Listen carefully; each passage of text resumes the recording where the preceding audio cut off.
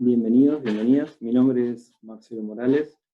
Con un grupo de amigos se nos ocurrió la idea de poder armar este espacio con amigos de Brasil y de Argentina, que no tiene más pretensión que poder encontrarnos y conversar un poco sobre educación social. Veo muchas caras conocidas, gente que saluda. Les pedimos, les pedimos que por ahora, si pueden silenciar sus micrófonos y apagar los videos, para les contamos un poco cómo es la dinámica. Hoy invitamos a 3 personas, mantenimos lo trinacional, a una persona de Brasil, una persona de Argentina y otra de Uruguay, abriendo este espacio que le llamamos Tertulias desde el Sur, Educación Social en épocas de pandemia. Les cuento eso, de nuevo. Surge como una cosa de entre amigos y empezamos unas charlas entre algunos amigos de los 3 países vinculados a temas educativos y a la educación social, sabiendo que en cada país esto toma también connotaciones diferentes. Y decidimos, bueno, abrir un poco la invitación. Ya por ahora somos unos 80, y a la vez organizar un espacio de tertulia. Entonces pensamos en invitar a 3 personas que hoy nos acompañan: Gabriela Pérez por Uruguay, que está ahí, Verónica Müller por Brasil, y Carolina Aciar por Argentina, que todavía no la encontré, pero seguro que debe estar por ahí, ya la vamos a encontrar. Con la idea de poder hablar en esto de tertulias desde el sur y educación social, hablar de infancia. La dinámica que proponemos para hoy es la siguiente. Cada invitada va a hablar 7 minutos. La idea es que los demás podamos hacer comentarios, intercambios en el chat, luego de que hablen las 3 invitadas, que intentemos recoger algunas de las preguntas del chat y cada invitada tenga una segunda vuelta, entrando en diálogo con los comentarios, con las preguntas que puedan surgir, con, en fin, lo que cada uno pueda por escrito en esta oportunidad ir participando en el chat, y luego de esta segunda vuelta, que durará unos 4 o 5 minutos por cada participante, quizás sí abrir una posibilidad de intervención breve de aquellos que lo quieran y me lo soliciten levantando la mano, como se puede hacer acá en Zoom, o si no pueden, por chat. Voy a moderar este espacio. En este momento somos 80 personas, así que bueno, tenemos que organizar y no tenemos mucha experiencia en estas cuestiones, yo por lo menos es la primera vez. Así que si les parece, bueno, bienvenidos y vamos a mantener el orden. Le damos la palabra a Gabriel. Perdón, una cosa más. Y al terminar el espacio les voy a pasar a todos los que están conectados y a todas las que están conectadas un link con un formulario Google como para hacer una brevísima evaluación del espacio, sugerencias, y que queden también los correos electrónicos de ustedes, que no quieran, no lo completan, pero eso, no sé, nuestra idea en el principio es hacer un ciclo, ver si da para repetirlo y cómo lo vamos mejorando y qué podemos. Así que en el chat les pasaré. Bueno, Gabriel, si les parece, ahora les voy a ir habilitando de a uno el video de las personas que van a ir hablando. La primera que va a hablar es Gabriela Pérez, que es educadora social de Uruguay. Después Verónica Müller, doctora en educación de Brasil, Maningá, y Carolina Aciar de Argentina. Cada uno les pido que hagan una breve presentación de sí mismas y que hagan su participación cuando empiecen a hablar, ¿tá? Así que, Gabriela, adelante. Bueno, hola, buenas tardes.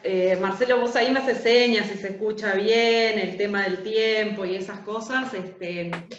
Bueno, un gusto. Yo creo que una vez que está abierta la cámara, creo que hay mucha cosa que se me nota de gesto, de aspecto, y sobra, me parece, decir que poder encontrarse y poder tener un rato de conversación y de pensar y de que, como dijo Marcelo, bueno, que entre amigos a alguien se le ocurra esto y poder tener este rato, creo que sobra, me parece, se me debe notar hasta en la cara la alegría y lo importante que es personalmente estar teniendo estos ratos.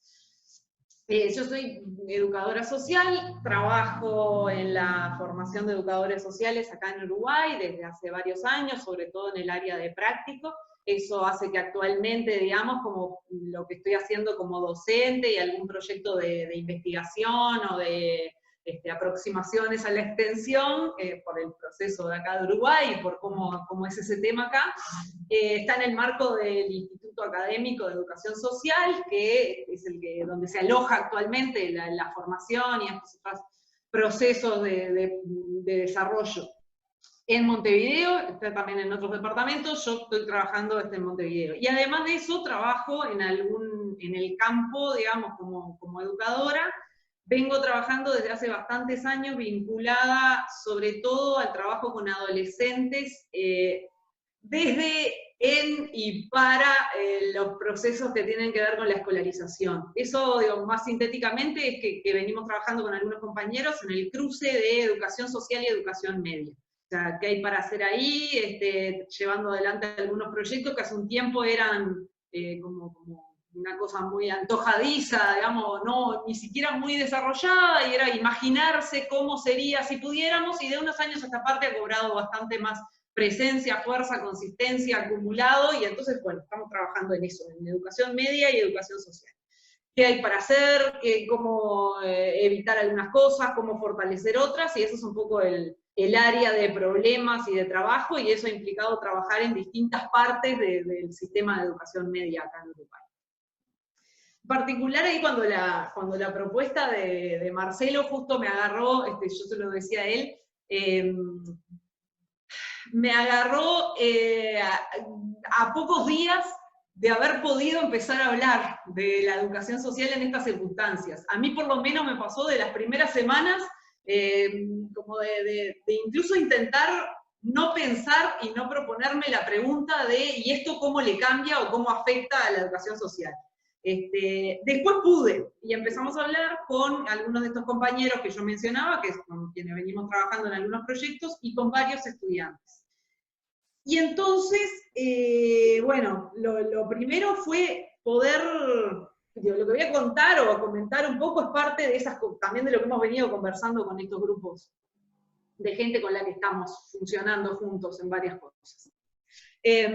Por un lado, digamos, una cuestión es como primero de una primera reflexión que a mí me parecía, era como intentar salir de dos posibles extremos, pero que son como bastante amenazantes en esta coyuntura, ¿no? Uno es el de normalidad, digamos, es decir, pretender como que nada está pasando y que entonces no hay nada para pensar en la tarea como educadoras. ¿Cómo, mi amor? Gabriela, perdón, pero te silencias. Un error. ¿Ahí? Ahí sí, recuperamos. Yo escucho de otros micrófonos. Ahí va, ahora sí. ¿Ahí bien? Está.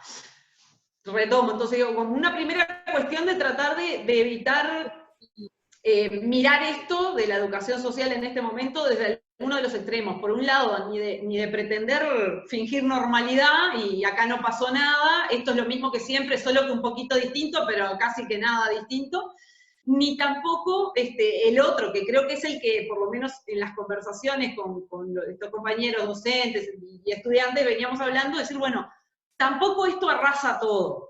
Todo en el sentido de toda posibilidad de ejercer educación social, ¿no? Frente a la pregunta de, bueno, ¿cómo hacemos desde la educación social en este escenario? Entonces, eso era algo que aparecía como inquietud cuando íbamos hablando de, esto hace imposible todo, ¿no? Y ahí hay una cuestión interesante, es entrar como a desmenuzar, decir, bueno, ¿qué es lo que esto cambia? ¿Qué es lo que esto impide? ¿Qué es lo que esto restringe? ¿Y qué es lo que en esto, igual en estas condiciones, se puede conservar?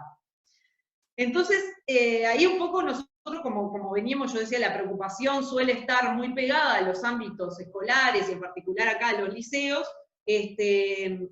Digamos, una cuestión era poder pensar, bueno, ¿qué se necesita para que algo de esos espacios siga funcionando, ¿no? Siga vivo.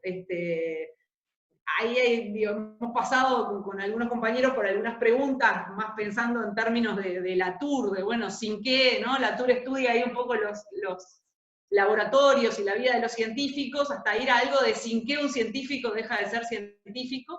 Y esa pregunta jugábamos un poco con eso, de sin qué un educador social deja de ser educador social. Y alguien, en esas conversaciones, llegamos como a la cuestión de que hay algo necesario que es la presencia, pero que la presencia no necesariamente es los cuerpos compartiendo un mismo espacio.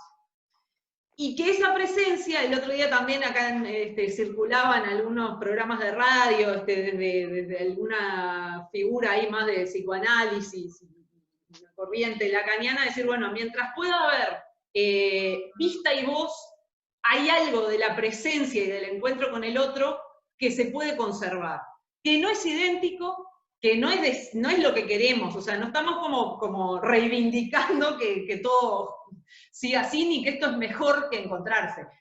Pero sí, digamos, como a qué límite de lo mínimo podemos pensar en llevar algunas cosas para pensar en que esto no está arrasando todo. Entonces, un poco la conversación con los compañeros era, bueno, si uno hoy de lo que dispone es de una pantalla y de esta posibilidad, eso es una posibilidad de encuentro. Y eso es un modo que abre a que algo se pueda conservar.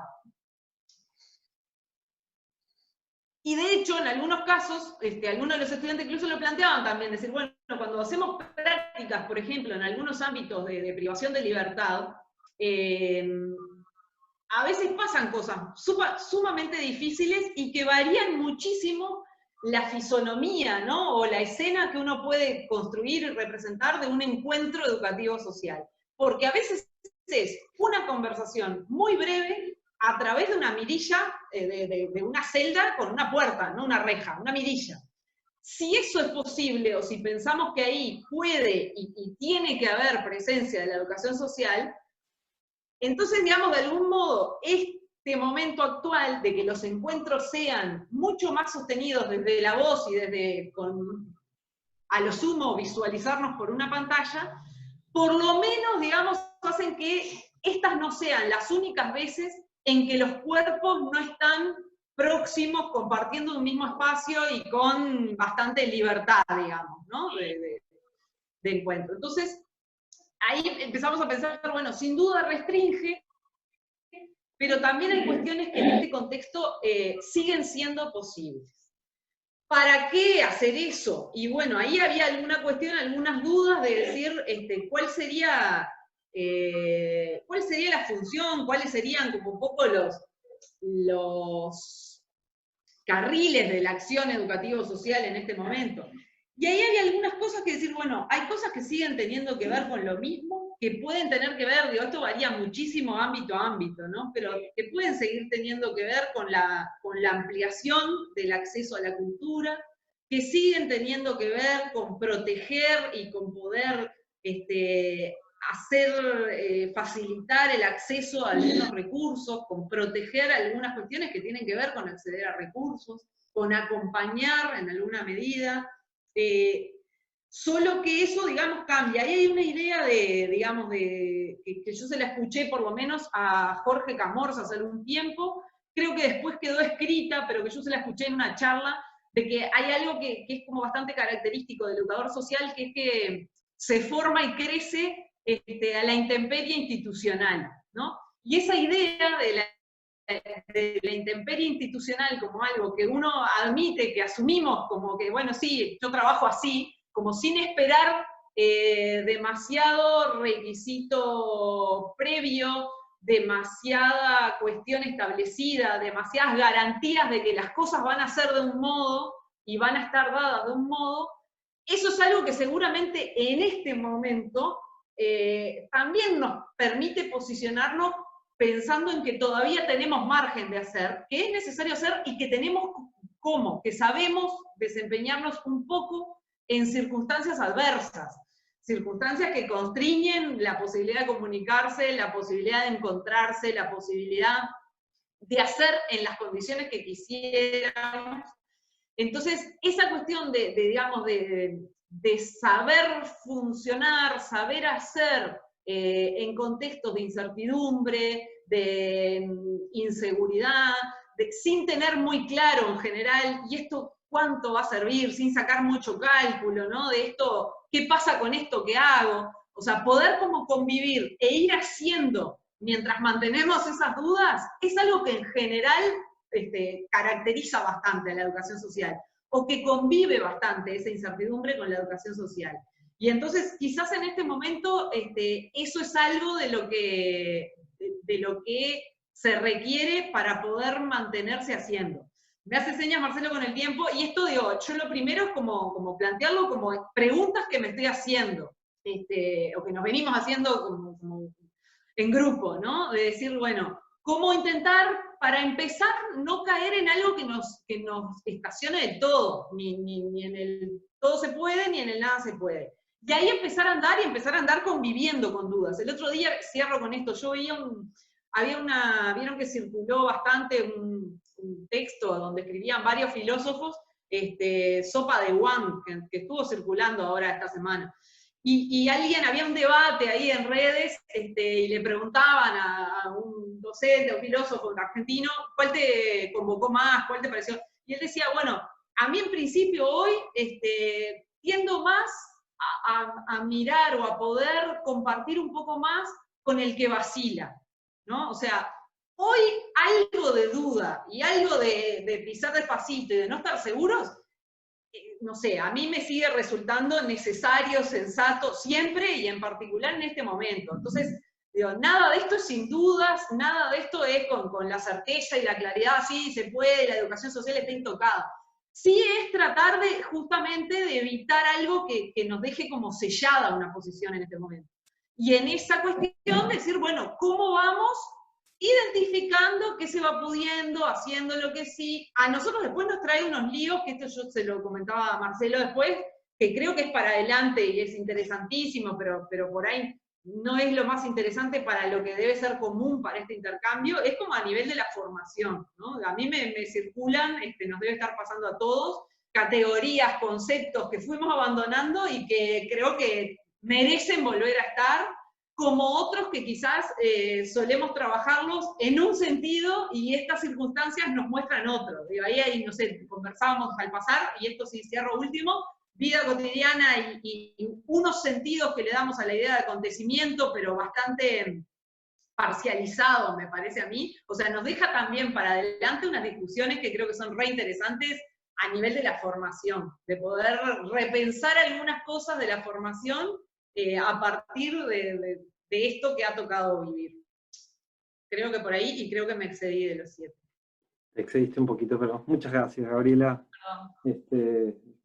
Bien, en general todo el mundo está escuchando bien, hay algunas personas con problemas para escuchar, pero no, iremos bien. Gracias, Gabriela. La idea es que vayas viendo en el chat si hay preguntas, comentarios para que puedas retomar. Pasamos a Verónica. Puedes ir prendiendo tu micrófono, Verónica, si estás por ahí. Sí, ¿me escuchan?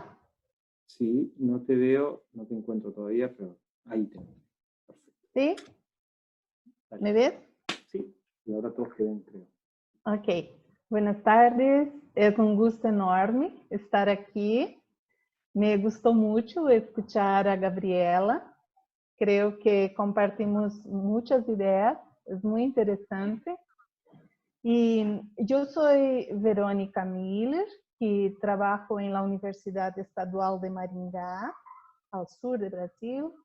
Y en Brasil no tenemos curso superior de educación social, esa es una diferencia substancial con Uruguay. Aquí los educadores sociales, cuando existen, están en la política del trabajo social, no de educación social. Y aquí estamos luchando para tener un curso superior. En esta época de pandemia, no vemos, los educadores sociales están por ahí muy mal reconocidos. Unos, dependendo del lugar, están obligados a estar en las instituciones como de abrigo de niños, en la prisión, están obligados a estar, pero es en general gente que no tiene formación para estar. Si ya no sabían mucho qué hacer antes, ahora más difícil. Y yo pensé en hablar en este tiempo tan rapidito, considerando Said, que es un autor que dice que mínimamente cuando se hace una reflexión intelectual, más o menos intelectualizada, sería bueno pensar que los sujetos de quien hablamos nos están escuchando. En este sentido, pensé en hablar de nuestra situación específica aquí, muy local, que es Maringá, una ciudad que tiene más o menos 400,000 habitantes. Normalmente aquí no representamos una ciudad brasileña, porque normalmente aquí no hay niños durmiendo en la calle, por ejemplo. Y ahora las personas que viven normalmente en la calle, y que son muchas más después del gobierno que tenemos, Bolsonaro, están todas abrigadas. Pero nos causa mucha preocupación los niños y adolescentes con quien normalmente tenemos contacto, porque tenemos un problema especial, que es que ellos no tienen internet. Y todas las indicaciones, todas las informaciones están siendo hechas y con bastante intensidad para gente que tiene internet. Y estamos con una angustia tremenda porque no podemos salir. Por ejemplo, yo soy de la población de riesgo, no puedo ir a la calle a hacer lo que sería el papel de un educador social. Y debo contar que acabamos de construir una pequeña solución, que es los educadores nuestros con quien tengo relación, que hacen formación en la universidad, y de la AESMAR, que es la Asociación de Educadores Sociales de Maringá, organización que yo presido. Hemos tenido la idea de hacer una grabación y cada educador que trabaja con estos niños grabó una parte de números donde los niños pueden llamar si necesitan, tanto para pedir ayuda para la violencia, que es lo que muchísimo nos preocupa, como también para el tema del hambre. Y mañana va a empezar a pasar un coche en el barrio con un megafone que va a aparecer las voces de los educadores, y también en esta grabación contamos una pequeña historia para ellos. Estamos contentos porque, como decía Gabriela, si no tenemos el cuerpo, la voz y la imagen, es algo, ¿no? Es algo, pero no tenemos eso tampoco, porque no hay internet. Entonces, estamos, al constatar eso, ya empezamos un movimiento con la rectoría de la universidad, y también estamos intentando con el municipio hacer una campaña por el derecho a la internet gratuita a todo ciudadano, y considerar eso un derecho fundamental. Es el derecho a la comunicación, que es el derecho a la información también, ¿no? Y a la formación. Entonces, el derecho a la educación no se garantiza con la escuela, ni solo con otras instituciones, es con la condición de comunicarse también. Y quería decir eso en términos de estructura. Marcelo, tú me avisarás cuando falta un minuto, por favor.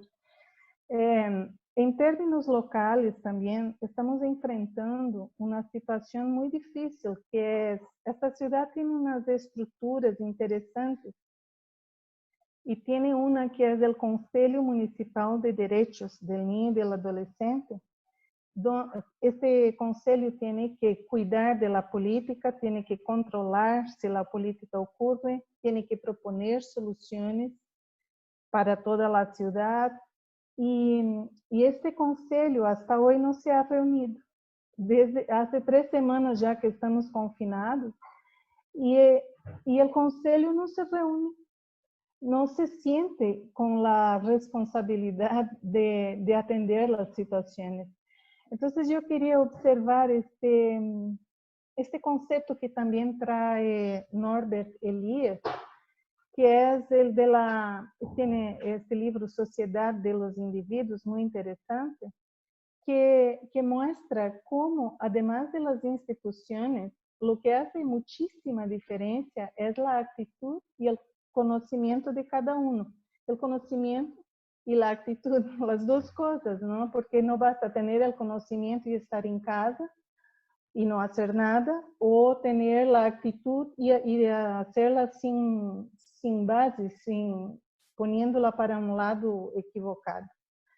Entonces tenemos unas luchas políticas dentro de la propia educación social que sobre lo que creo que en la formación se tiene que aprender mucho, que son los niveles de poderes que se establecen y cómo tenemos que tener una formación para percibir desde lejos. Y yo tengo cada vez más entendido que el poder, para mí, casi todas las cosas me vienen con imágenes. Y yo creo, la imagen del poder para mí es como agua, que va entrando, donde hay espacio, el agua llega. E vai entrando, e se está desocupado o espaço, a água entra, algum poder entra. E eu creio que devemos aprender a não só estar atentos, mas também a ocupar estes espaços com antelação. E em esse sentido, qual é o poder de los adolescentes? Que poder pode ter um adolescente? É o poder da participação. E em época de pandemia, eu he estado buscando e não he visto nenhuma experiência, incluso já deixo como uma pergunta para quem queira pueda contestar, se há alguma experiência com vocês de participação de los niños. Lo que eu estou vendo é que adultos estão fazendo materiais para os niños, me parece super interessante, pero não vejo em documentos oficiais que salgam a voz do adolescente enquanto adolescente. E expresso já, um minuto, não? Ok, graças. Expresso já, então, minha preocupação de forma geral com o que já veníamos fazendo os adultos em relação à reivindicação de adolescentes e niños em relação à participação. E eu creio que o mundo acabou dizendo bastante que quer e aceita a participação de niños e adolescentes, pero nos estamos mostrando satisfeitos quando os adolescentes hablam lo que os adultos querem ouvir ou querem defender. E que creio que agora isso está confundindo tanto que estamos mais lejos de entender que são niños e adolescentes de lo que estávamos antes. Porque agora pensamos que sabemos. Antes já pensávamos que não. Bueno, es eso por ahora. Gracias.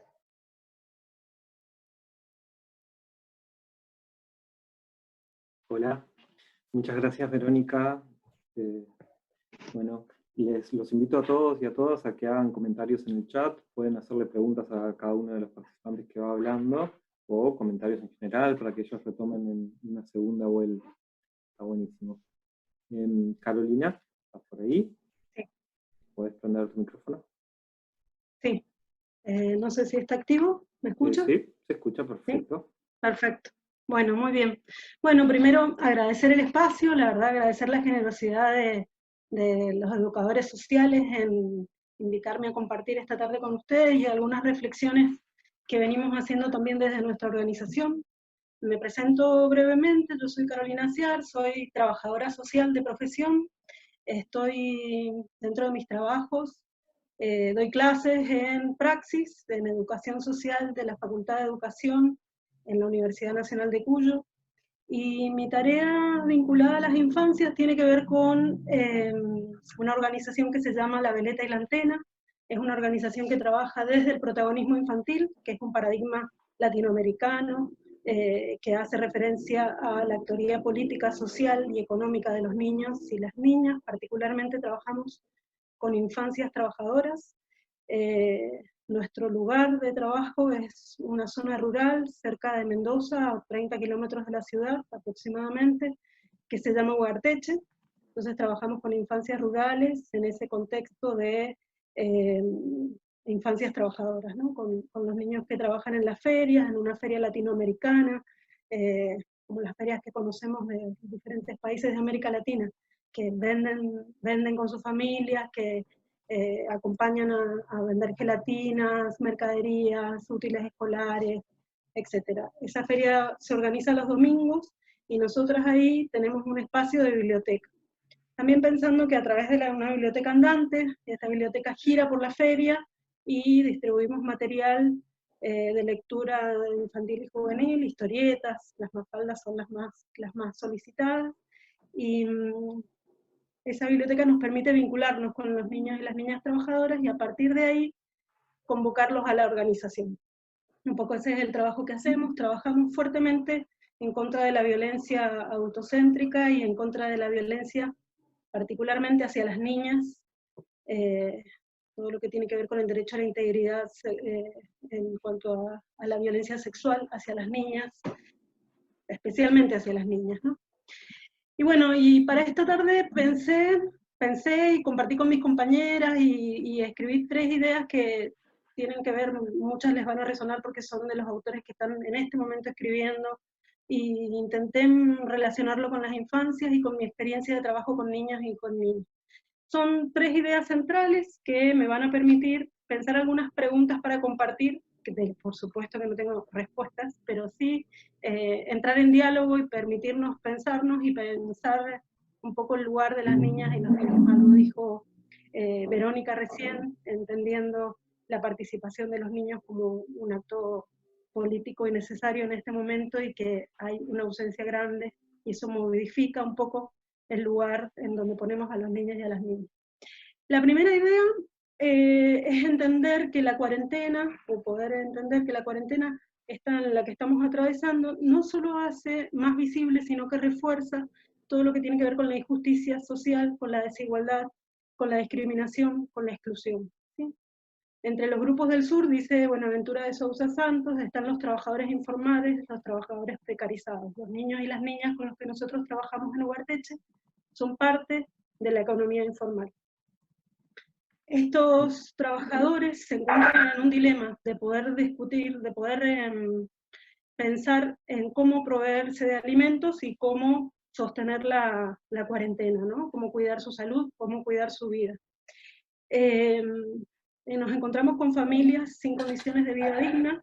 Esto marca claramente la desigualdad que existe en América Latina, en nuestra provincia es impresionante. Nosotras tenemos ciertas condiciones, lo decían recién las chicas, tenemos internet, tenemos computadora, podemos dialogar, podemos habilitarnos estos espacios para pensar, pero esto no es lo común, no es lo que sucede en esas familias que no tienen condiciones de vida digna, que viven en viviendas precarias, en barrios sin condiciones de salud, ni de sanidad, ni con agua potable, ni electricidad, ¿no? Estas condiciones se exponen y se agravan con la pandemia y con esta cuarentena que tenemos que atravesar. De alguna manera es volver a pensar cómo resuelven ese conflicto los trabajadores precarizados de la subsistencia, de la sobrevivencia y del deber de cuidar la salud. ¿Qué significa la cuarentena? Los que trabajan día a día. Esa es una primera idea que queremos poner acá. Charlábamos con nuestras compañeras de México y ellas comentaban que los mercados siguen funcionando. Entonces es exponerse al virus, exponerse a esta situación que estamos atravesando. La segunda idea es una noción que mencionó el presidente argentino en el primer periodo, cuando declaró el decreto del primer periodo de cuarentena, que hizo referencia al enemigo invisible. Y esta idea del enemigo invisible, el virus, un enemigo invisible, desconocido, nos lleva a tomar un poco conciencia y nos hace que preguntemos que este enemigo del que hablamos, contra el que luchamos, quedándonos en casa, solos, aislados, para no contagiarnos, se encarna en cuerpos. Algo de esto han escrito las feministas y un poco es lo que estoy leyendo en estos días. Esta corporización del virus, dice, nos reflota una idea del miedo al otro. El enemigo es el otro, y en esto, ¿qué pasa con las prácticas comunitarias en este contexto? Se hace difícil pensar la comunidad cuando estamos en casa, cuando estamos solos, aislados. Y una tercera idea que venimos discutiendo con las chicas de la veleta y un poco pensando también en nuestras vidas cotidianas, es pensar la ciudad sin niñas y niños. Los niños, por la cuestión de la cuarentena, no están. Quedaron confinados al aislamiento en sus casas, están encerrados. Se relegó a los niños y a las niñas al mundo privado, y se naturalizó la idea del cuidado a cargo de la familia nuclear. Se niega la experiencia común para los niños y las niñas. Quienes conviven con niños y niñas pequeños son los que cuidan, y quienes no convivimos con ellos no tenemos esa preocupación, es algo que nos preocupamos. Para la infancia es un ocultamiento social, como actor individual y colectivo. Incluso los adultos y las adultas tenemos nuestros episodios de fuga, cuando vamos a comprar, cuando vamos a la farmacia, cuando cargamos nafta, no sé, algo hacemos, salimos y circulamos un poco. Pero si hay un cuerpo que está controlado es el de los niños y las niñas. ¿Quiénes son responsables del cuidado de la salud de los niños y las niñas? En términos amplios, la salud emocional, la salud física. ¿Qué pasa con el miedo? ¿Qué pasa con el aislamiento con familias violentas? ¿Qué pasa con la alegría? ¿Qué pasa con el juego? Nos preguntamos un poco ese lugar para los niños y las niñas. Pensamos las infancias como esos sujetos fuera de la agenda social, un poco lo decía Verónica. No hay discursos oficiales donde los niños participen activamente, no existen. Actualmente ha pasado, la declaración, se publicó una declaración del Comité de los Derechos del Niño, de la ONU, donde hay una serie de peticiones a los estados. Eso tiene fecha de hace un par de días, o sea que es lo único que circula, como, ojo, tengan en cuenta el interés superior, tengan en cuenta a los niños y a las niñas cuando se definan políticas públicas. Y en esto, un poco preguntaba,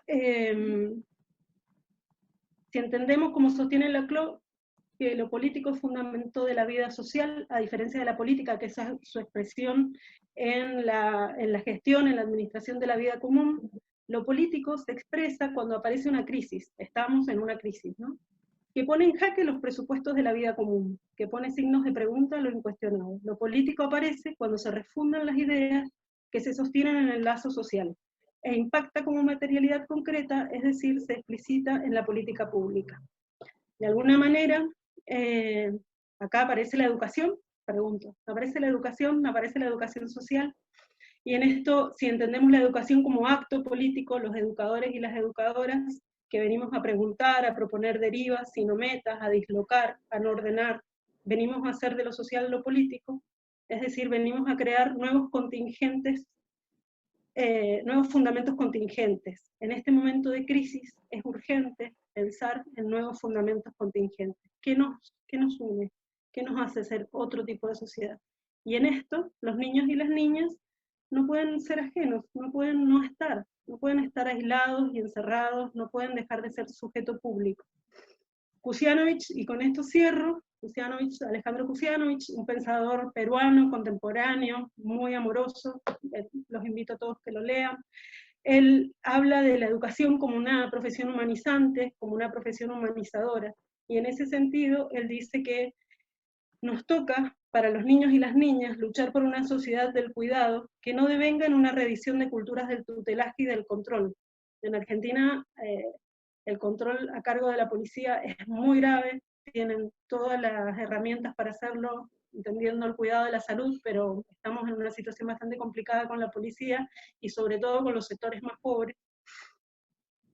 Y dice Alejandro, de moratoria en el ejercicio de sus derechos, de la dominación adulta, de la castración de sus potencialidades para cultivar el pensamiento propio, la autonomía y la autodeterminación.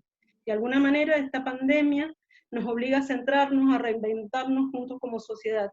Lo que está en juego es la condición humana. Esas son palabras de Alejandro, y de alguna manera es la invitación, pensar y aprovechar este tipo de espacios donde podemos compartir un poco cuál es el lugar de los niños y qué esperamos o qué vamos a hacer por ellos. ¿Quiénes están pensando en los niños? ¿Quiénes se ocupan de los niños? ¿Y dónde están los niños en los discursos oficiales? ¿Sí? Un poco, esas son las primeras ideas que tengo como para conversar con ustedes. Muchas gracias, Carolina. La verdad está buenísimo. Si les parece, Gabriela y Verónica, prendan todas las cámaras, quédate Carolina, y hacemos una segunda vuelta más breve, empezando de nuevo en el mismo orden, con Gabriela, si te quedó algo para decir, o para entrar en diálogo, con Carolina o con Verónica. Gabriela. Está activando el micrófono, estás desactivada el micrófono, Gabriela. Gabriela, no te escuchamos. Ahora sí. Ahora sí, muy bien. La cámara y no el micrófono. Bueno, hola Carolina, que no te había visto. Hola, sí, para decir pila y además digo, para seguir pensando de verdad, o sea, de verdad, que es algo que capaz que suele decirse en estos intercambios, pero de verdad es para seguir pensando. A mí me resulta, digamos, como súper interesante y que toca algunas de las cosas que decían tanto Verónica como Carolina, lugares que nosotros venimos discutiendo y que nos interpelan hace tiempo y en particular ahora, en este tiempo. Pensando como en estas discusiones entre la profesionalización, lo que eso suma y lo que eso restringe o algunos cambios capaz que le trae a tareas y a cosas que a veces del acto político, que quizás sin tanta preocupación por cómo se desarrolla y qué significa profesionalizarse, o capaz que recorriendo ese camino de otro modo, podríamos no perder algunas cuestiones. O sea, en este momento, digamos, hay cuestiones que a nosotros nos vuelven y que nos llevan a momentos un par de décadas atrás. Por lo pronto, la relación con las políticas y la relación, también la posición nuestra en el campo en relación a algunas cosas que empiezan a pasar. O sea, en concreto, cómo dialoga hoy el ser educadora social en campo, en un proyecto, con la olla popular. Son preguntas que acá hace un montón de tiempo, por lo menos dejaron de estar en la vuelta. Y hoy nos vuelven de repente, así de golpe y sin mucho tiempo para acomodar el cuerpo, para pensar. Y uno diría, bueno, en principio no hay duda, ¿no? Hay una sola posición posible frente a eso, que es estar, que es alentar, que es tejer esas redes. Sí, pero realmente son un sacudón a nivel desde el discurso, desde las conversaciones en educación social. Entonces, por eso me parece que hay algo de lo que venían diciendo Verónica y ahora Carolina con mucha insistencia, y yo lo junto con algo de lo que trataba de decir al principio, de que creo que ahí se sintetiza bien. El acto político y el ejercicio profesional hoy es estar en lo más cerca posible de los sujetos. Y lo más cerca posible puede incluir que no estoy yendo a trabajar en algunos proyectos, pero que tengo que poder estar. Los dilemas de si la forma, acoso, más, menos, no mucho, sí, pero, son discusiones intestinas que pueden ser interesantísimas, que son está bien, podemos pasar horas, pero hoy hay que estar y hay que estar intentando hacer algunas cosas y no hacer otras. Y en esto, ahí había un texto, digo, Carolina traía algunos, a mí realmente me llegó bastante la figura esta del untador que traía Agamben en un texto que apareció también recientemente, vuelve a ser, por lo menos acá, no esta semana, no el lunes que viene, pero de acá a poco vuelve a ser un riesgo grande o una discusión de vuelta muy vigente, cuán funcionales o cuánto es la cuota de funcionales que tenemos en la tarea en las políticas. Acá en Uruguay hay un cambio reciente, con la perspectiva de cada uno, con las críticas o las distancias con que cada modelo pudiera tener con lo que quisiéramos que fueran, los roles del Estado, lo público, lo común. Faltaba un montón, pero ahora está cambiando, y está cambiando claramente en el sentido de que esa distribución recorte sobre lo más frágil, claramente. Hay cosas más territoriales que ya se ve clarito, incluso en estos momentos, que van rumbo a desmantelarse, con todo lo mejorables que podían ser. Pero había cercanía, había presencia, Y eso empieza a recortarse. Entonces, hoy hay discusiones que vuelven a estar, y ahí una cuestión clara también es qué no hacer, ¿no? Y esta cuestión de recurrir a algunos textos, bueno, es una amenaza para nosotros el ser llamados a ser el que denuncia al untador, ¿no? A una especie de vuelta es la policía de las familias, o de discusiones que capaz que nosotros sentíamos en lo concreto, de acá momentáneamente, parcialmente, un poquito más alejadas, que la discusión estaba como últimamente en otros lados. Ahora hay discusiones que yo siento que fueron con las que capaz que yo me inicié hace 20 años en las cuestiones de educación social, y de repente todo eso vuelve.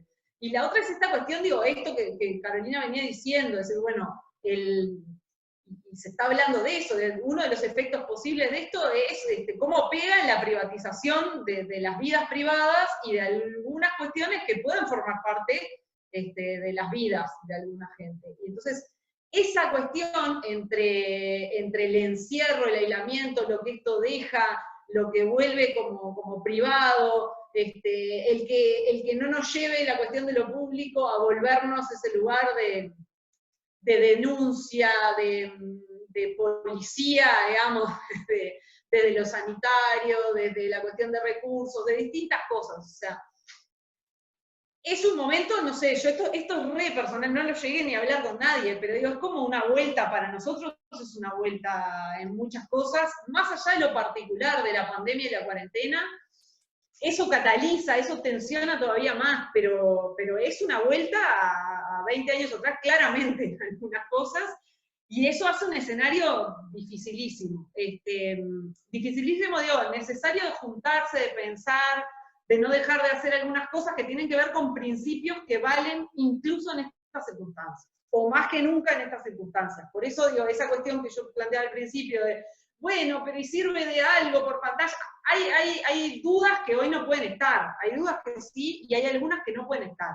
Y el poder llegar a comunicarse lo más directamente con los gurises en los proyectos en que se esté, con las familias, con quien sea, con las mujeres, o sea, con ese sujeto, es necesario. No será tan potente como en otro momento, no, capaz que no, pero es necesario. Y después una cuestión que también es esto mismo, yo lo veía, ahora alguien mandaba lo de la nota de la diaria, yo la miré hace unos días, y hay un llamado también que nos exige y que, digamos, que creo que tiene que ver también con lo ético, que es por dónde no ir en las propuestas, ¿no? Y esta cuestión digamos, de todo lo que implique cierto estigma, cierta identificación del otro como portador de algunas cosas, hay unas fronteras muy delicadas ahí.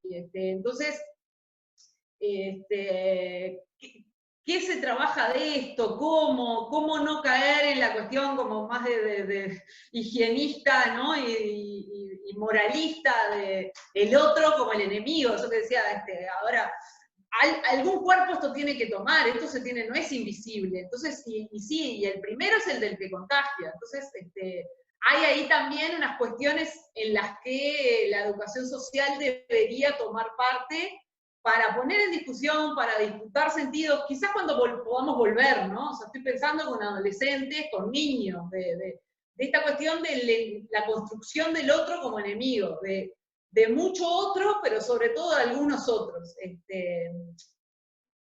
Y después vuelvo a la formación, o sea, esto sigue tirándonos acá, por lo menos, algunas cosas que hay que volver a pensar de cuánto y cómo estamos trabajando en nuestra relación con las políticas, con los efectos de la exclusión, con lo que esto implica en términos de segregación, de exclusión. Hay algunas cosas que quizás han ido quedando un poco más, menos enfatizadas, probablemente fruto de los últimos años y las administraciones, no sé, no tengo más que sospecha o dudas nomás, pero nos sacude no solo en lo más concreto de estas semanas, creo que deja cosas que son interesantes para poder pensar a nivel de la formación y de algunas cuestiones que hemos dejado un poco de lado y olvidadas. Igual. Muchas gracias, Gabriela. Gracias. Con Gabriela veníamos pensando antes de entrar a la reunión estas cuestiones de que nos deparan en la formación acá en Uruguay y la vuelta a algunas cosas que se trabajaban cuando nosotros nos estábamos formando y que de alguna forma hemos ido dejando de lado, como no sé, la propia idea de vida cotidiana. ¿Te parece, vamos, Verónica, un poco contigo? Hay un comentario de Ana Brisset, que es de Colombia, que venía en la línea tuya de la participación y de la ausencia de políticas públicas para la participación de niños y jóvenes. No sé si lo pudiste ver en el chat. Yo no, Te lo no copio. he visto. ¿No? Bueno. Sí, lo veré, lo veré. Pero ella Pero comentaba que en Colombia pasa lo mismo, que si bien hay muchas iniciativas que dan lugar a la participación de niños y jóvenes, no hay una política pública que se esté ocupando de esa cuestión. sí, sí. Te doy. Y además, Ahí va. Dale, Verónica. además, no, si hubiera política pública, no sé cómo se manifestaría, porque sería, incluso podría ser independiente. Los movimientos sociales podían asumir cosas y los espacios y ser una fuerza, pero aquí yo no veo, en el mundo mismo, los movimientos sociales están con mucha dificultad de hacer aparecer la voz del niño y del adolescente. Y quizás engancho eso con, voy a hacer varias observaciones. Quiero decir que estoy súper feliz de escuchar a las compañeras, qué gusto, ¿no? Qué bueno sería que pudiéramos encontrarnos. Y me hace pensar muchas cosas. Una, que Gabriela habla, y yo he tenido que imaginar muchas cosas, porque aquí no tenemos esta realidad. Es un sueño que lleguemos a algunas situaciones que ella habla, y que ella dice que sería volver a 2 décadas, sería volver a lo que ni llegamos todavía, ¿no? Entonces, Uruguay siempre es una inspiración para nosotros. Yo quería decir que la sociedad está organizada de forma gerontocrática, que es el término que usa Dussel. Yo creo que es interesante usar esta terminología porque complementa lo que estamos más acostumbrados, que es decir que la sociedad es adultocéntrica. La gerontocracia es el reconocimiento de que las estructuras y funcionamiento de la sociedad está pensada y organizada para los adultos.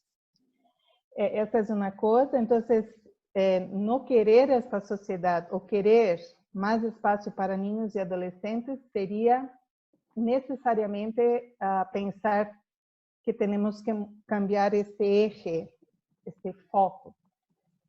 La otra cosa que me hicieron pensar las compañeras es sobre el concepto de guerra y paz. Yo creo que de aquí para adelante sería bueno que pensáramos bastante más sobre qué es guerra y paz y cómo la guerra y la paz, cuál es la paz que queremos y si queremos algún tipo de guerra. Y cuál la implicación, porque guerras ya tenemos muchas, ¿no? Aquí en Brasil tenemos niños cooptados para el mundo de la droga, son niños soldados. Hay muchos lugares, las niñas dentro de las casas, prostituidas, obligadas a servir al dueño de la casa, hay muchas cosas, ¿no? ¿Eso llamamos de guerra ya o no? Ahí también hay unos autores de guerras que tampoco conocemos muy bien. No es solo el virus que no conocemos. Sí, porque existe una discusión sobre la cuestión de la paz. ¿Queremos paz o queremos justicia? ¿No? ¿Es posible paz sin justicia? Yo creo que no. Y sin libertad tampoco. Entonces, es profundo eso, es muy profundo.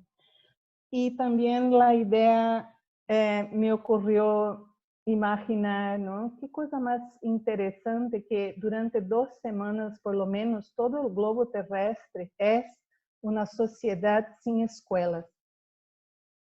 Eso es muy curioso, inimaginable antes.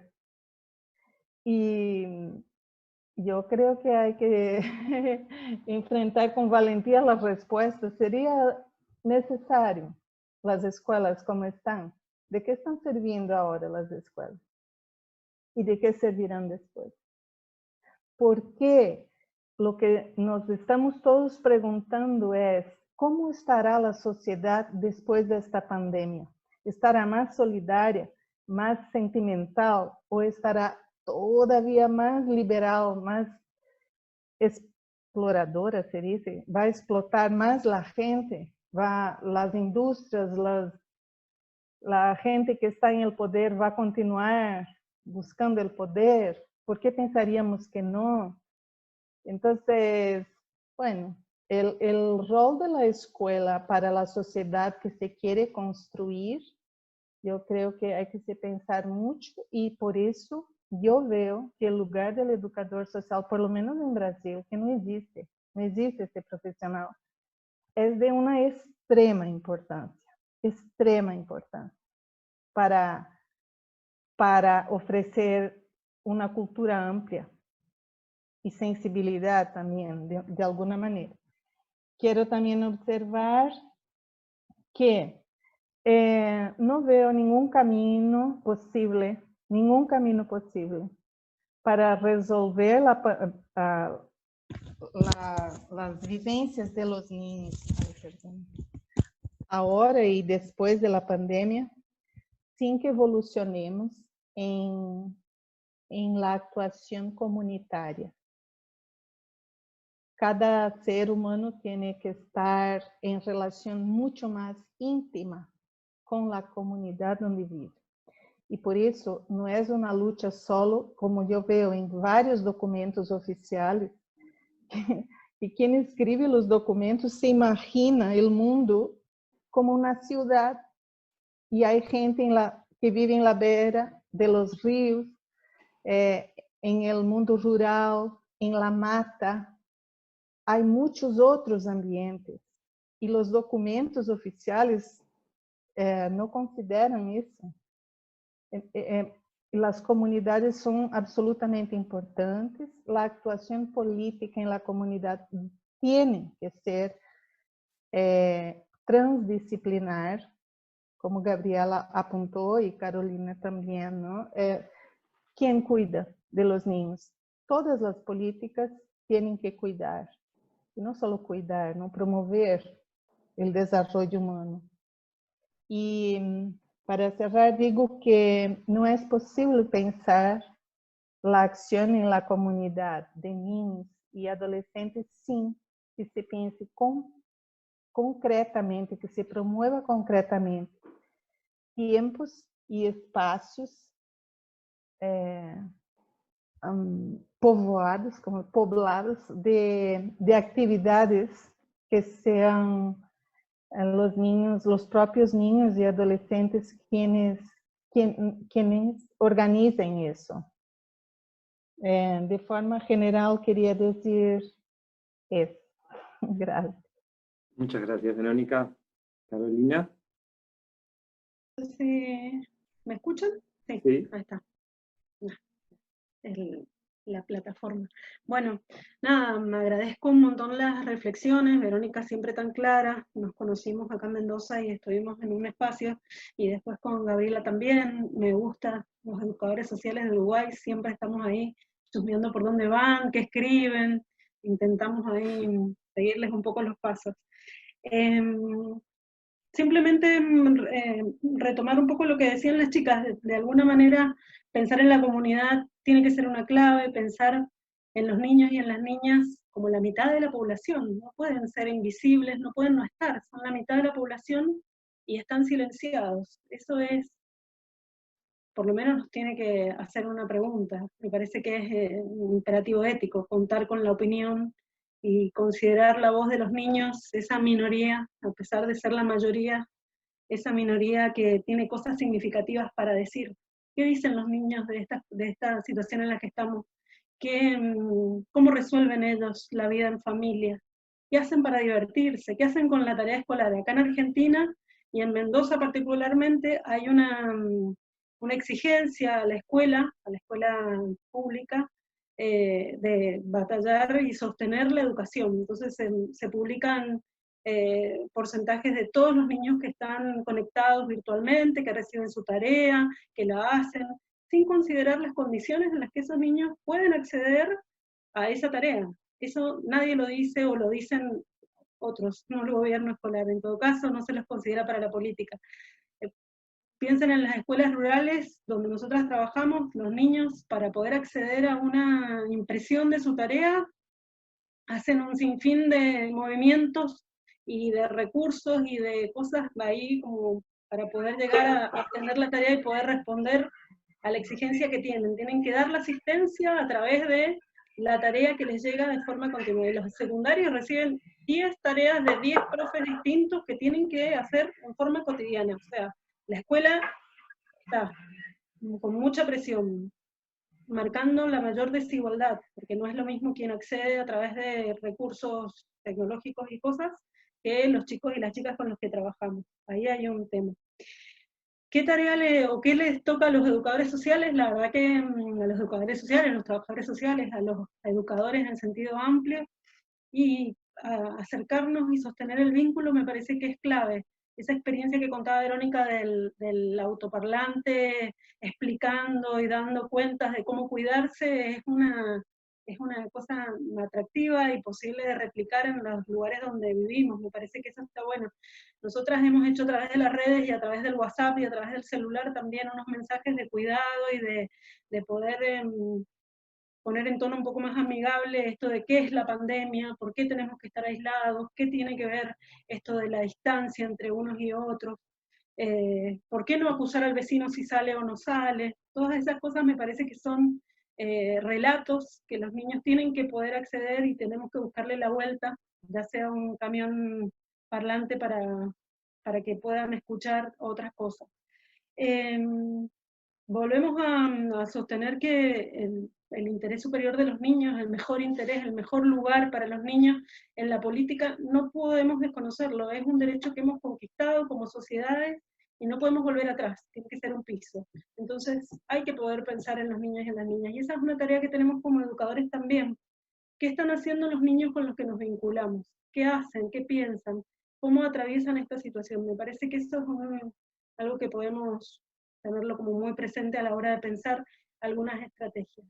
Y después cierro con esta idea, por lo menos esta parte, de apostar a construir, a institucionalizar espacios de participación para los niños y las niñas. Eso tiene que ser un deber, tiene que ser un deber. Tenemos que poder habilitar espacios, poder salirnos de nuestro lugar egocéntrico como adultos, como adultos productivos que somos, adultas productivas que somos, y habilitar la voz de los niños, dar espacio a esas otras reflexiones de esos compañeros y compañeras que tenemos en la vida. Me parece que eso falta y que no podemos desconocerlo, no podemos volver a pensar por los niños. Nos toca escuchar, y escuchar con atención para que puedan ser parte de las decisiones. Un poco eso. Buenísimo, Carolina, muchísimas gracias.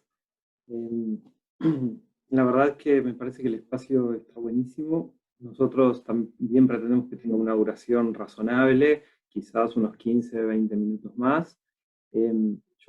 Hay algunos comentarios que vienen haciendo en el chat, que vienen en la línea o entrando en diálogo con ustedes.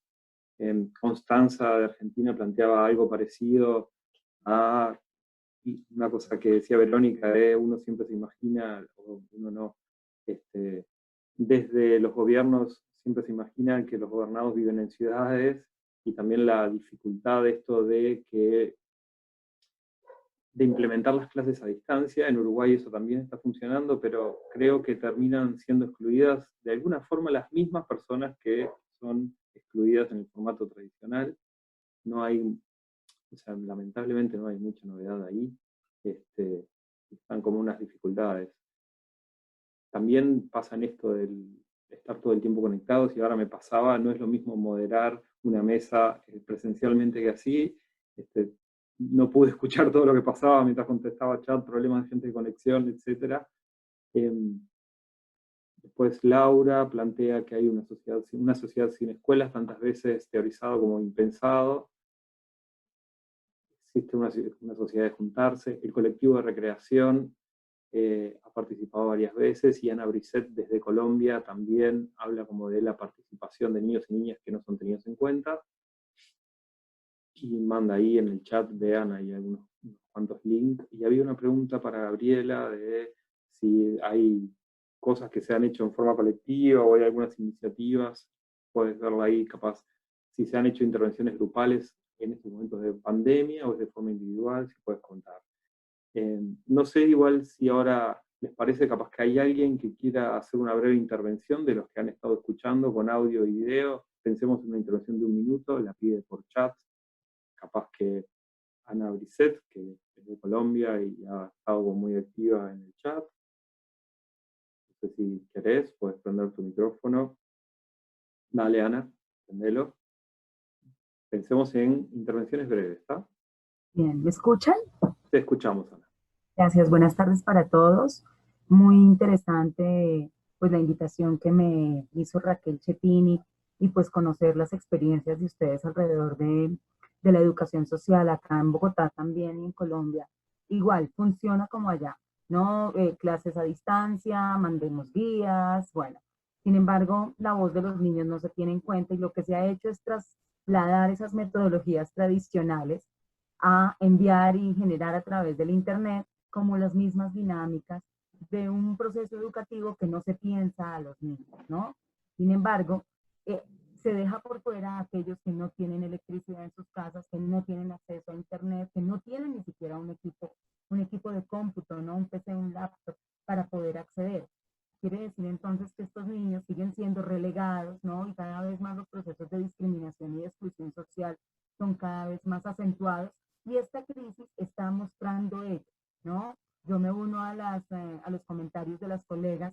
¿Qué va a pasar después de esta crisis? ¿Será que sí efectivamente vamos a darnos a la tarea de la política pública, de que se piense el rol de la escuela, el rol del maestro, el mismo rol de lo que implica aprender, ¿no? Más allá de hacer una guía, bien sea desde la presencialidad face to face o desde una virtualidad o conexión desde lo offline online, ¿no? Sin embargo, la pregunta es allí, bueno, ¿y qué pasa con los niños habitantes de calle?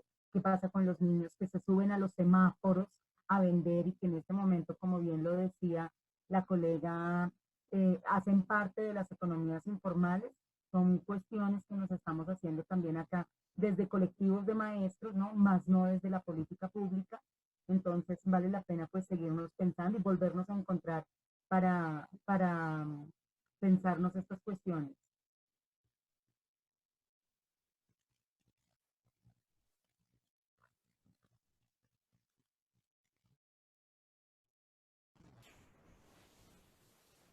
Muchísimas gracias, Ana. Ahora sí, ¿escuchar? Sí, sí, vale. Ahora pidió para participar colectivo de recreación. Puedes prender el audio. No sé, aparece bajo ese nombre en el chat. Sí. Hola, hola. ¿Se escucha? ¿Sí? Sí, perfecto. No, bueno, primero saludarlo a todos los compañeros. Desde acá, yo estoy en General Deza, Córdoba, y compartirle algo de lo que vengo, de algunas de las intervenciones que vengo generando y participando. De algún modo tiene que ver también con esto de pensarnos y pensar la articulación que nosotros mismos podemos, como educadores sociales,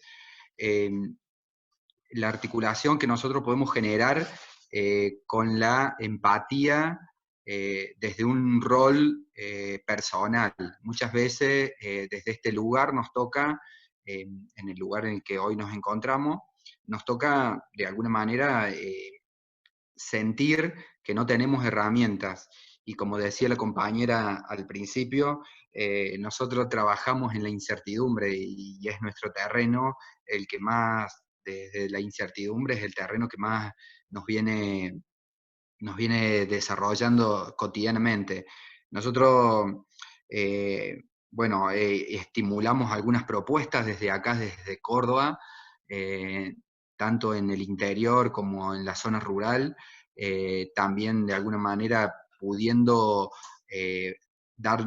pudiendo darle la palabra a los estudiantes y a cada uno de ellos, a través de ellos, a la familia, a los padres, a las madres, a los hermanos, para que en esas pequeñas intervenciones que hacemos pueda emerger esta charla, esta conversación, esta discusión sobre lo que estamos transitando y lo que nos toca transitar. Y de esa manera creemos, nosotros como colectivo en recreación, creemos que es humildemente lo que podemos aportar y de alguna manera,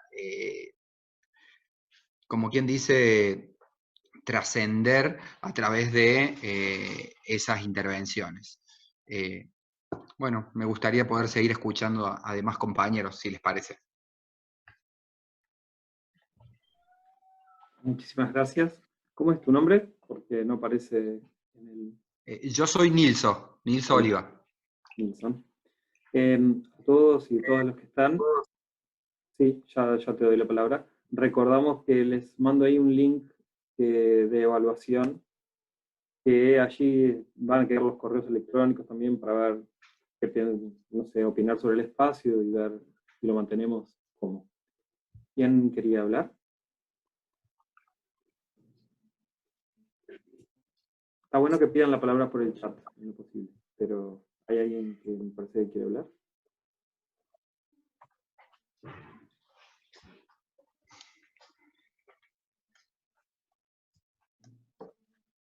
¿Alguien va a hablar? Lalo. Sí. Dale, Lalo. Sí, sobre todo, bueno, el tiempo se nos va a hacer un poco mezquino.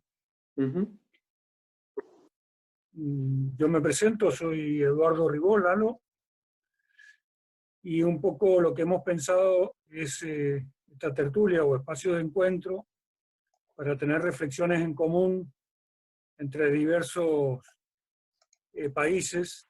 Ahora me alegro que se haya sumado Colombia y que se puedan sumar, he visto compañeros de Brasil, de Uruguay, de Argentina, de distintas regiones.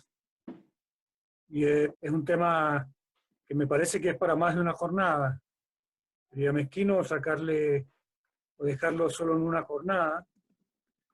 Entonces, antes de terminar, decía, hemos empezado a deshilar un tema que quizás le tendríamos que dar una etapa más, una etapa de reflexión y una etapa de nuevo encuentro. Y que lo que apareció como recurrente fue las acciones de la educación social en épocas de pandemia respecto al protagonismo infantil o respecto a las infancias y las juventudes. Así que en ese caso yo primero agradecer profundamente la preparación y la generosidad de las compañeras que han hablado. Y lo segundo es proponer que nos empecemos a juntar los viernes con un tema que nos permitan acompañar, en este caso, somos un pequeño colectivo de personas que nos juntamos a pensar el espacio, pero no como propio, sino como habilitar un espacio. Y si les parece bien, seguíamos los viernes bajo este horario, trabajando las temáticas sin dejarlas, si es que la temática necesita seguir siendo trabajada. Gracias a todos y a todas. Gracias. Hay una persona, Aníbal, ¿viste? Para hablar. Dale, Aníbal. Y capaz que una o dos intervenciones más y vemos la forma de ir cerrando. Bueno, buenas tardes para todos, buenas tardes para todas. Primero, felicitar un poco a los iniciadores de la propuesta, para poner un poco a pensar y que también anda uno como pensando estas cosas en solitario, entonces por lo menos va y conversa con algunos por ahí. Un poco traer algunas cosas del Lobo Estepario, de Hermann Hesse, en un momento recordando, el casero recuerda al tipo que le contaba, y el tipo le habla qué pasa cuando se cruzan dos épocas. Cada siglo tiene sus crueldades, su costumbre, su tradición, estilos, ternuras, durezas y bellezas. y en tiempos de cada época, los sufrimientos se contemplan con naturalidad, se aceptan con paciencia. Ahora, la vida humana se convierte en dolor e infierno cuando dos épocas se cruzan, o dos culturas o dos religiones. En esos entrecruces, toda una generación se pierde o se extravía, se pierde toda naturalidad, norma, seguridad e inocencia. Y recuerda también algunas actitudes, este casero que tenía su huésped, de la voluntad frente a esto, de atravesar los infiernos y de mirar de frente al caos. Y que con esta noción de dos épocas que se cruzan, conversando un poco con la chata bien de bifurcaciones, que en algún momento vimos con Berardi Buffo, Berardi, no sé cómo se llama, que por ahí no se trata de tomar una posición en un polo o en el otro, sino cómo navegamos allí, cómo nos ponemos en movimiento. Hay algunas ideas ahí de lo que decía Gabriel, decir, bueno, hay algún movimiento que son necesarios hacer. Por joder en esto de las intervenciones, de cómo resolvimos y de cómo resolvemos, perdón, quizás son de cosas que estoy pensando yo para mi trabajo, de una especie de homotesia inversa, es decir, estoy habituado a estar en el afuera, con niños, niñas, adolescentes, y cómo hago sin desarmar esos movimientos, sin desarmar alguna configuración, para pasar al interior de, ¿serán las casas de familia o serán los hogares donde estos niños están? Porque esos tipos están ahí y algunos movimientos son necesarios hacer. Hablo de Montevideo para Santiago, que me preguntó de dónde soy. ¿Cuáles son los movimientos que tengo que hacer para poderme meter allí? Porque de alguna manera les tengo que avisar al otro que estoy allí. No tenemos que poder dar aviso de que estamos allí, que no nos fuimos. Nada, seguiría, pero me pasé 1 minuto y medio. Otro momento sigo. Gracias. Buenísimo, muchas gracias, Aníbal. Sí, está bueno incorporar ahí que se presenten las personas cuando inician, muy brevemente. Gracias, Aníbal, te dice Santiago. Bueno, buenísimo, me parece que está buenísimo ir cerrando este espacio. En el chat está el link para evaluarlo. Me parece que estaría bueno que todos ahí se tomen 2 minutitos como para... Nosotros sí estamos con la idea de poder repetir esto. Lalo, que participó, Verónica y otros compañeros que andan por ahí, que no han participado, veníamos pensando en la necesidad del encuentro, en el mismo sentido que lo planteaba Aníbal, y tiene resultado muy interesante. Más allá del estrés de coordinar hacia la distancia, pero creo que anduvo bastante bien. Pero también en el formulario les pedimos también comentarios sobre la forma del asunto, a ver si hay sugerencias sobre los contenidos y sobre la forma que hemos encontrado para llevar adelante esto. Muchísimas gracias, Gabriela, muchísimas gracias, Carolina, muchísimas gracias, Verónica, muchísimas gracias a todos los que participaron, y veremos cómo nos comunicamos por correo con los que llenen el formulario, y si iniciamos estos ciclos y los seguimos, les llegará de nuevo vía las redes la posibilidad de participar. Así que si a todos les parece, bueno, una cosa de esto de los movimientos que decía Aníbal, yo moví la computadora para que apareciera el cuadro acá atrás, el beso o el abrazo, porque me parece que es algo que está quedando proscripto en este momento y que me da miedo de que lo perdamos. Ya hay sugerencias de que deberíamos cambiar los modos de saludo para siempre, y bueno, me da terror esta cuestión. Así que reciban todos un abrazo, todas y todas un abrazo virtual. Muchísimas gracias. Pueden seguir dejando comentarios en el formulario. Por favor, habría buenísimo que pudieran llenar, aunque sea unas palabritas. Un abrazo a todos y cerramos por acá. Gracias. Dale, Gracias. hasta luego. Gracias. Adiós.